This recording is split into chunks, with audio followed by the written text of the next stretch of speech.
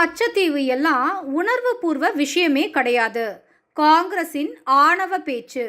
குற்றமுள்ள நெஞ்சு குறுகுறுக்கும் என்று சொல்வாங்க.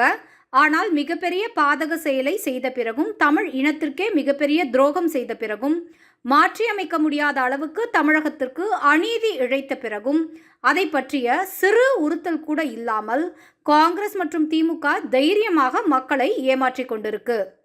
தமிழக காங்கிரஸ் பொதுச் செயலாளராக இருக்கும் லட்சுமி ராமச்சந்திரன் அவர்கள் ஒரு கருத்தை சொல்றாரு.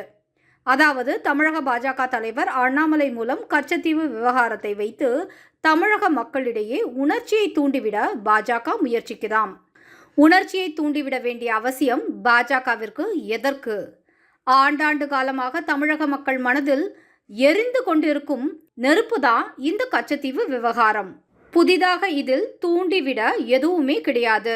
கமுக்கமாக நீங்கள் மறைத்து வைத்துக் கொண்டிருந்த உண்மையை நான் அண்ணாமலை அவர்கள் வெளியிட்டிருக்காரு.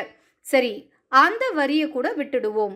ஆனால் அதற்கு அடுத்து அவர்கள் கூறியதுதான் இந்த திமுகவும் காங்கிரசும் மக்களை எந்த அளவுக்கு ஏமாளையாக நினைத்து கொண்டிருக்கிறார்கள் என்பதை காட்டுகிறது.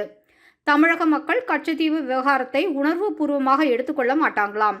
மத்திய அரசிடம் இருந்து வெள்ள நிவாரண நிதியை பெறுவதுதான் மக்களுக்கு உணர்வு பூர்வமாக இருக்குமாம்.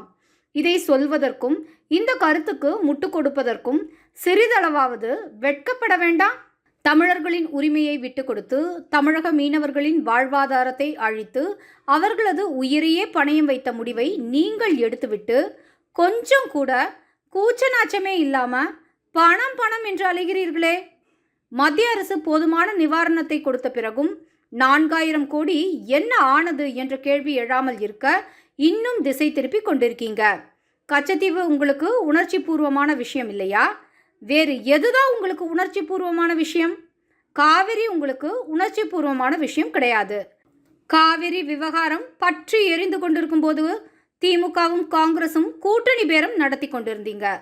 இலங்கை தமிழர்களின் மீது இருக்க வேண்டிய அடிப்படை மனிதாபிமானம் கூட உங்களுக்கு உணர்ச்சி பூர்வமான விஷயமே கிடையாது. அங்கே அவர்கள் கொத்து கொத்தாக மடிந்து கொண்டிருந்த போதும் கூட்டணி பேரம் பேசிக்கொண்டிருந்தீங்க. இப்போது கச்சத்தீவும் உங்களுக்கு முக்கியம் கிடையாது. 4000 கோடி தண்டத்துக்கு செலவு செய்துவிட்டு மேற்படியாக வரவேண்டிய நிவாரணம் தான் உங்களுக்கு உணர்ச்சி பூர்வமான விஷயம் என்று கதை அளந்து கொண்டிருக்கீங்க. எப்பா சாமி, தெரியாம உங்களுக்கு ஓட்டு போட்டு தொலைச்சிட்டோம். இனி ஜென்மத்துக்கும் தமிழர்கள் திமுக மற்றும் காங்கிரஸ் இருக்கும் பக்கம் தலை வைத்து கூட படுக்க மாட்டாங்க. திமுகவையும் காங்கிரஸையும் முற்றிலுமாக துடைத்து எறிவதுதான் தமிழகத்தின் உண்மையான விடியலாக அமையும். இம்முறை 400 ஜூன் 4 400